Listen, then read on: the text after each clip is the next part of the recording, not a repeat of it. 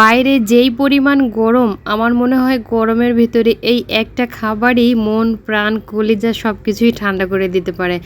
তো পান্তা ভাত খেতে মন চাইছিল, তো পানি দিয়ে রাখছিলাম আগের দিন রাত্রে ভাতে, সেই ভাতটা নিয়ে নিলাম। সাথে সেই ভাতের পানি নিয়েছি পেঁয়াজ, শুকনো মরিচ, সাথে নিয়েছি লেবু, আর লবণ তো অবশ্যই লাগবে পান্তা ভাত খেতে গেলে।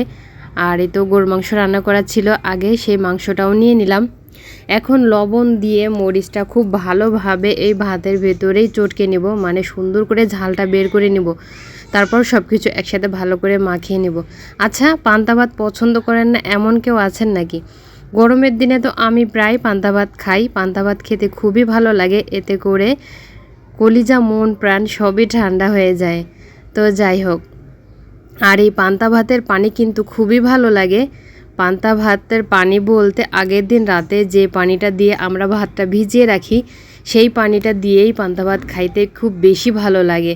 আর গরুর মাংস হইলে তো কোনো কথাই নেই। এইভাবে একটু গরুর মাংস নিয়ে পান্তা ভাত খাইতে যে কি মজা, আর মাংসটা এত ভালো সিদ্ধ হয়েছিল যে হাত দিয়েই ছেঁড়া। আপনি যেইভাবেই খান না কেন, পান্তা ভাত খেতে খুবই মজা।